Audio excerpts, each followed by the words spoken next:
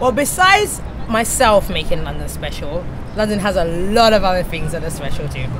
We have heritage, like a real heritage, a culture and a history that spans generations to generations to generations, mixed with a metropolitan, I don't know, sprinkle, shall we say. So we've got the foundation of the culture and the heritage and the beautiful buildings and the beautiful rituals, and then we've also got absolute newbies coming in and saying, well, I'll add this to your culture and I'll add that to your culture, including me, and I don't know what I've added, but I think I've added a little thing. So, you know, London's like that. It's just diverse but grounded.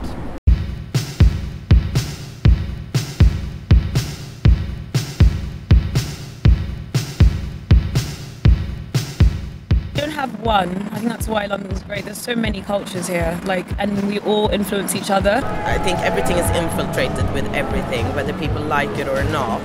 You have people from everywhere, and you know, everyone is so open-minded, everyone is just so positive as well. We're all quite loud, we're all quite busy, we walk very fast, we love to go to the pub, we love to complain about everything. But also it's a city that can be quite restful, even though it's such a big city, there's so much going on. It's also a city where you can find little oases of calm. The old school, I would say, so it's British culture. It's just the whole kind of, you know, noses in the air, it's a little bit snobby, a little bit standoffish, pubs, fish and chips kind of thing. I certainly get a feeling from like news and programs or from what other people say that London is very unique in England. Culture in England is very different from culture in London. I went to boarding school outside of London, so there were hardly any black people there. As a black person, a person of African heritage, I think London is probably the only city maybe that I could live in this country from what I've gathered. London is very different culturally from the rest of England because London is like a melting pot of cultures, races, you know, nationalities, whereas when you get outside of London, it becomes less and less and less. The clothing style, I mean, you can't describe it, I guess, in one word. Very individualistic. Very individual. It's very individual. Very eclectic, very eccentric. It depends on where you are and where you hang out or where you live. I think people are much more willing to take risks here than in other cities in the world. We're in Shoreditch, it's very avant-garde, very fashion, very, you know, they're the forefront fashionistas of the city. You used to be able to tell a lot more like the different genres of style that people were into, like if someone was an indie kid, if someone was a hip-hop kid. Chelsea, it's very, you know, ballet pumps and jackets and tweed. I feel like now styles are merged more and more. And then if you go like Northwest, very Converse, very almost bohemian, almost like a slight rock style. You can see a guy that likes hip-hop wearing skinny jeans, which you probably wouldn't have seen, I don't know, 5 years ago maybe or something. I don't think London is about style. London is about freedom. I really love how like people play with their styles in London. It's like no one cares, like you just wear whatever you want. It says, you know, anything you want to be, you can be right here, and you'll find a corner somewhere where you'll be loved and accepted. Lots of people exploring their own styles. You would see people with like purple hair or like pink hair and piercings everywhere. To me, there is no London style because we're not straight like that. We love you and you love us. But no one is going to look twice at them. Like, it's okay, it's London. And London sets you free like that, I guess.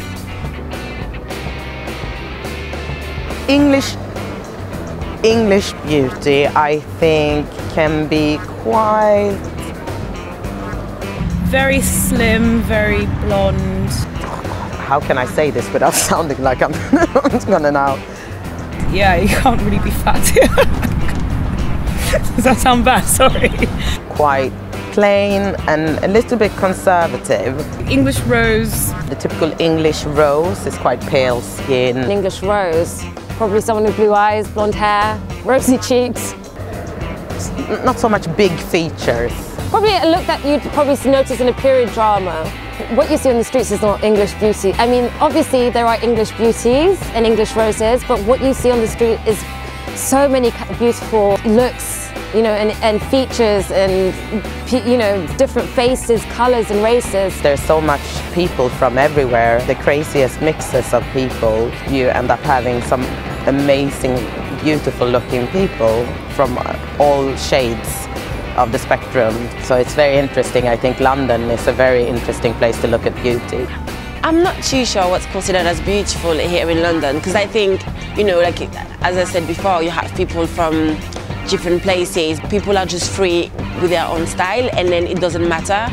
And I think that beauty is really associated with, you know, with that sense of freedom. British beauty, again, cannot be defined. Beauty, I think, here is really like the way that you own yourself and the way that you just think for yourself and act for yourself. People are trying to express themselves as openly and as honestly as they possibly can.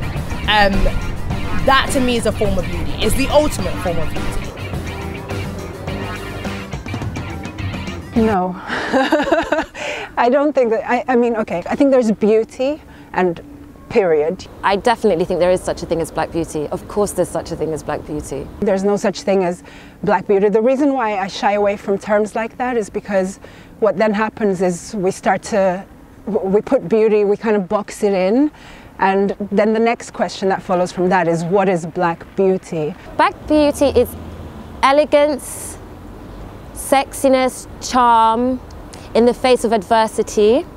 It might be, you know, if we're talking about women, a particular body shape, particular skin color, complexion, you know, white teeth, I don't know, just you start to sort of box in this idea of black beauty. It's, you know, mysterious eyes and features that come in many different shades, bends, curves. And I think black women come in all shapes and forms and hues and looks and hair textures.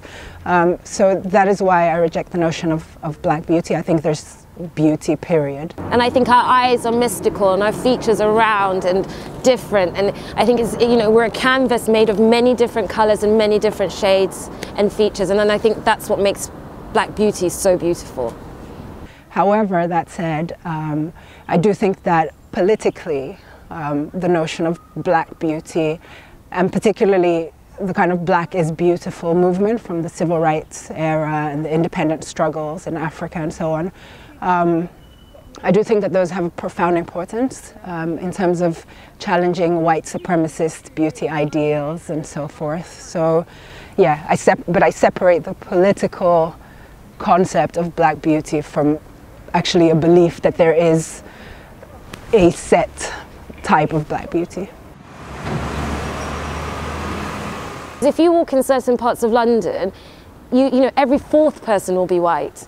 But then when you go on TV and watch something, there's one black person within 20 people. There's nowhere in London where you don't have one black person within 20 people. Even though they're probably used to it, and a lot of people here are used to seeing black women, probably black friends, girlfriends, boyfriends, or whatever.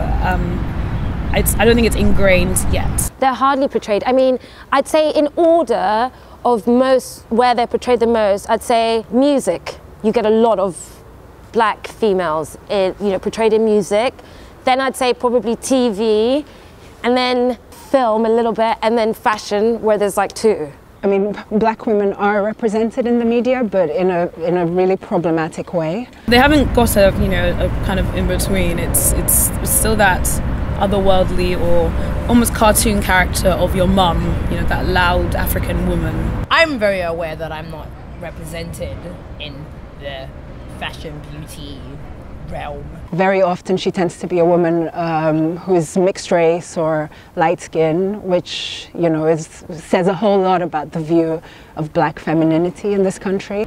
I'm a little too short, I'm a little too dark. Secondly, even those women and women of darker complexions, generally in the media there's always a very grand story about a black woman, whether it's in an ad or a music video. It's not like a standard or something they're used to. It's like, oh wow, she's so stunning because she looks different, or she's so exotic. And it's very rarely that we see black womanhood represented as just something very mundane, where you just see a black woman reading a book or watching a movie. And more than anything, this feeling of being loved and of loving is quite rare that we see a black woman in the media just doing that. I might not feel represented in the media, but I'm not heartbroken about it because I represent myself. I don't need the media to represent me.